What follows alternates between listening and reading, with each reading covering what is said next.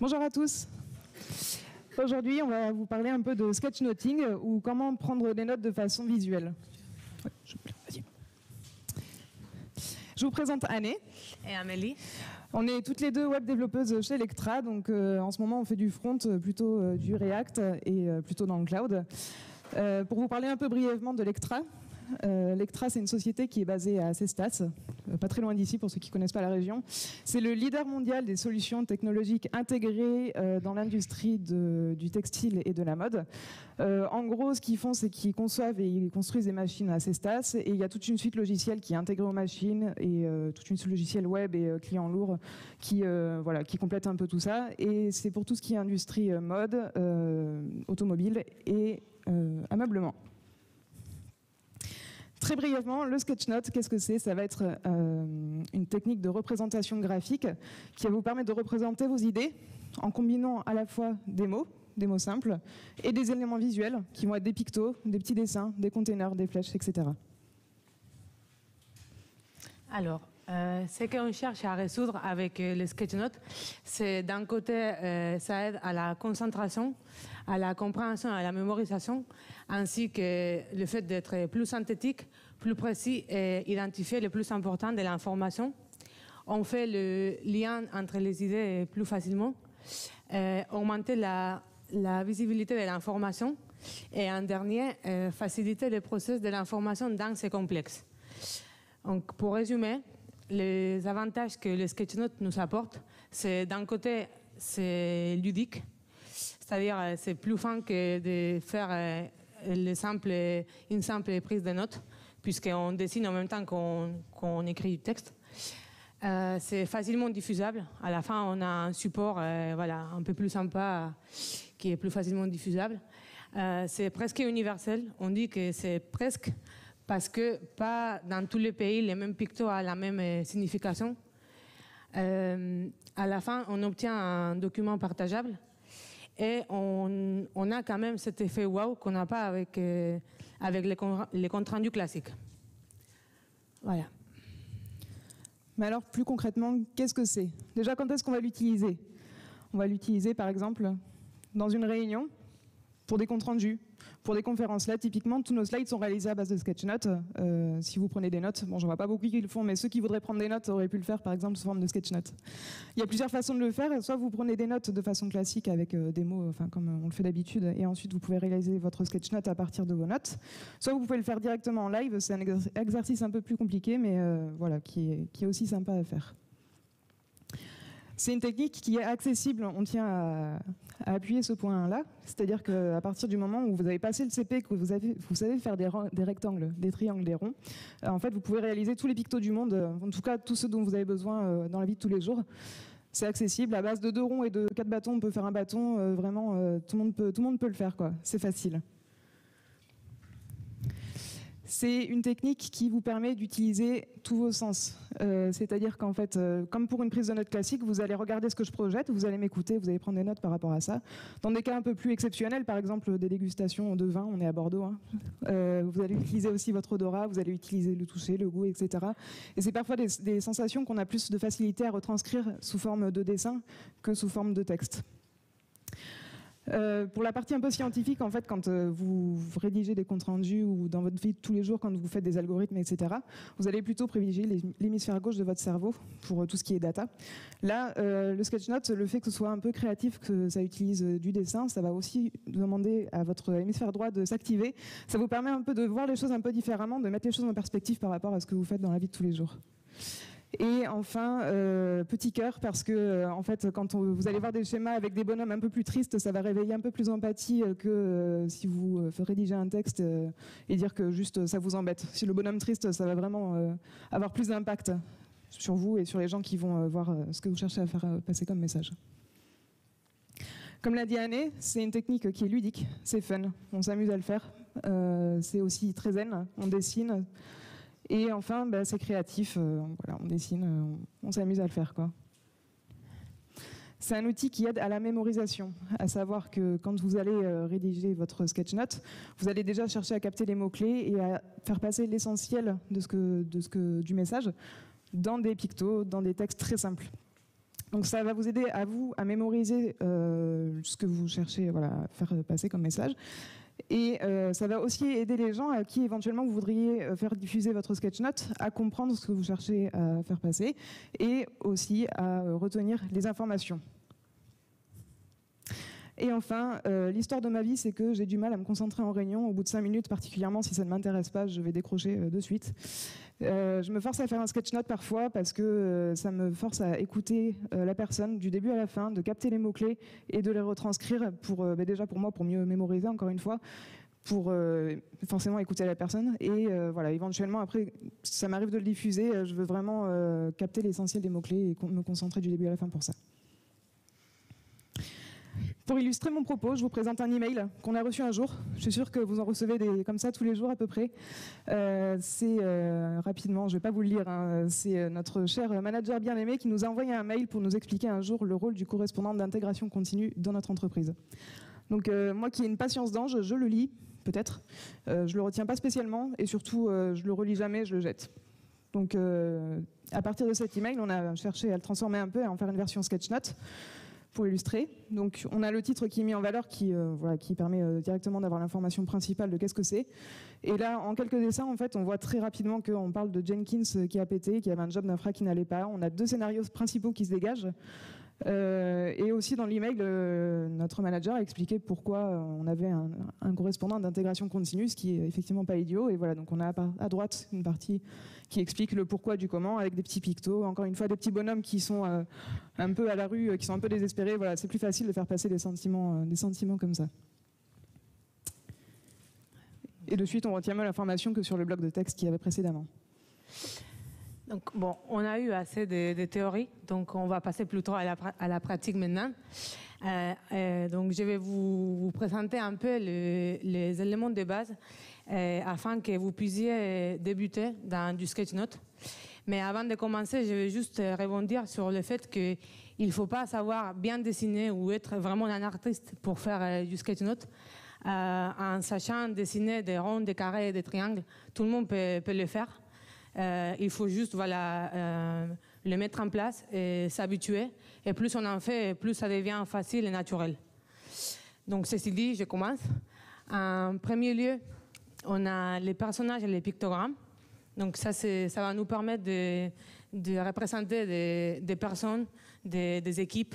Voilà, donc je pense que voilà, tout le monde sait dessiner des bonhommes très simples et très, très banals. Et après, on vous a mis différents pictos que nous, on utilise le plus souvent dans notre quotidien. Donc, l'ampoule, des panneaux de signalisation, horloges, etc. Et vous voyez, à chaque fois, c'est des combinaisons de ronds, de carrés, de triangles. Donc, vraiment très simple à dessiner. Après, c'est quand même à vous de vous créer votre propre dictionnaire de pictos, que vous soyez habitué à toujours dessiner les mêmes pictos, parce que le but, c'est que vous ne perdiez pas votre temps pendant des réunions, des conférences, à dessiner. Le but, c'est que ça soit facile, rapide. Donc, à vous d'avoir votre propre dictionnaire de pictos. Et du coup, ici, l'idée, c'est de combiner des pictos et du texte afin de représenter de l'information ou des idées. En deuxième lieu, on a le texte. Donc, le texte, il faut qu'il soit en majuscule, bien serré et régulier, parce que le but, c'est quand même que ça soit facile à comprendre. On peut utiliser des polices, quelquefois.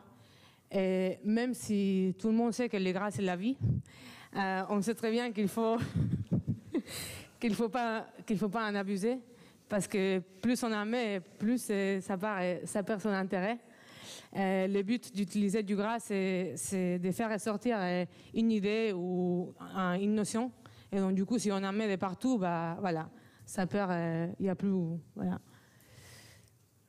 En troisième lieu, on a les puces. Donc, les puces vont nous permettre d'identifier plus facilement des idées sur notre sketchnote.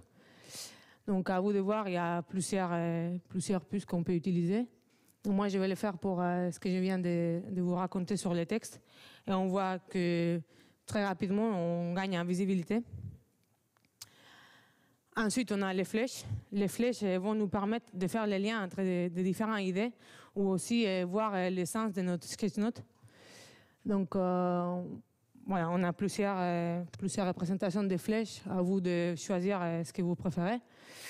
Et donc ici, en rajoutant des flèches, on voit que voilà, petit à petit, ça prend un peu plus de sens. En cinquième, on a les contenants. Donc les contenants vont nous aider à regrouper des idées ensemble ou des notions qui sont liées. Les contenants les plus classiques, c'est le rectangle. Tout le monde connaît, mais on a aussi par exemple les bandeaux ou les bulles. Voilà, d'autres contenants que vous pouvez vous-même customiser. Donc je vais mettre tout ce que je viens de dire dans un contenant, ainsi que les titres. On voit que déjà, ça devient beaucoup plus clair. Pareil pour tous les autres points que je viens de citer, et même les titres. Donc voilà, on voit que c'est quand même beaucoup plus clair. En sixième, on a les couleurs. Donc les couleurs, il ne faut pas en utiliser trop, 2 ou 3, ça suffit. Sinon, ça devient trop multicouleur. Et aussi, voilà, pareil que pour les gras, si on en met trop, ça perd son impact. Donc moi, j'ai utilisé pour les flèches, les titres, etc. Ensuite, les structures. Donc, quand on commence à faire du sketch-note, souvent, on ne sait pas comment s'y prendre, par où commencer notre dessin.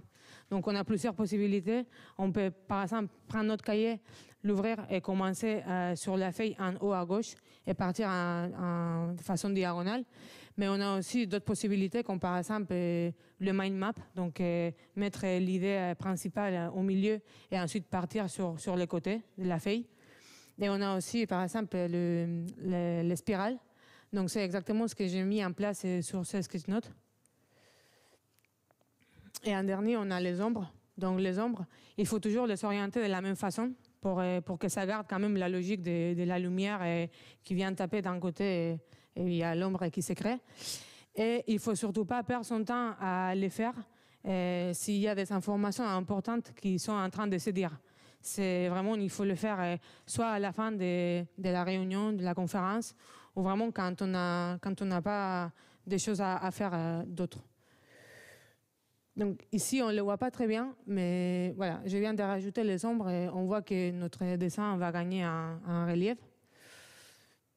Donc voilà un petit résumé des éléments de base. Et donc ensuite, juste pour vous faire un petit rappel de ce qu'elle a dit Amélie, quand est-ce qu'on utilise le sketch-note?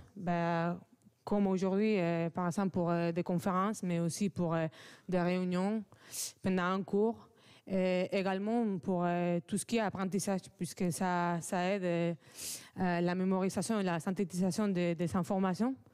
Et ensuite, juste vous parler de tous les outils qui existent et qui sont à notre disposition, que ce soit des livres, comme par exemple les Sketchnote Handbook de Mike Rodd, qui est très représentatif, mais il y en a d'autres aussi. Après, on a beaucoup d'informations sur le net et on a aussi les réseaux sociaux, notamment Twitter et Pinterest, dans lesquels on retrouve énormément d'informations sur tout ce qui est tuto de Sketchnote, mais également le fait de partager, enfin de créer soi-même notre sketchnote et de les partager via des réseaux sociaux, c'est vraiment à la mode.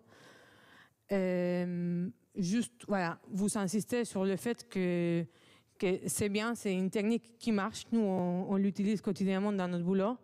Donc, on vous encourage à l'utiliser. Plus on en fait, et plus ça devient naturel, et plus vous allez voir que vous allez gagner en temps, parce que, en gros, vous allez faire tout l'effort de comprendre l'information et de les synthétiser sur le moment.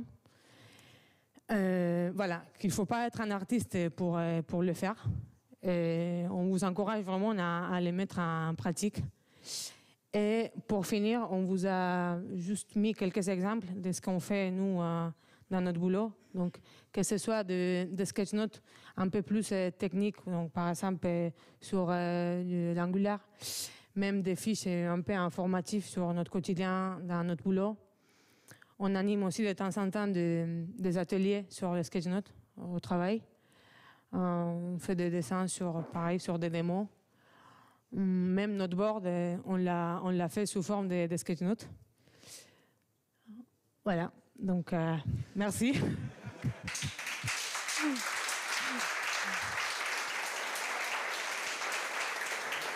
C'est bon, hein? Si vous avez des questions.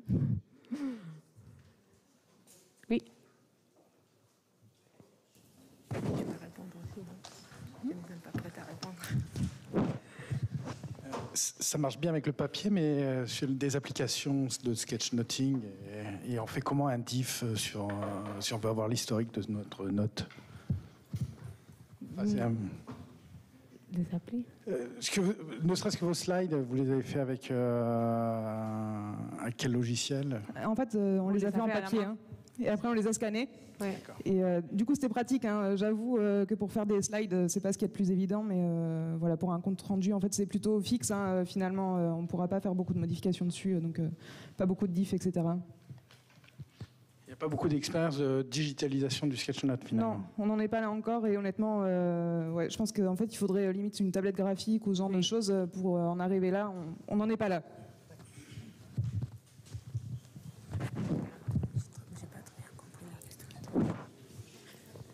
En tout cas, n'hésitez pas à venir nous voir si vous voulez plus d'informations ou si vous voulez vous lancer ou quoi que ce soit, ce sera avec plaisir.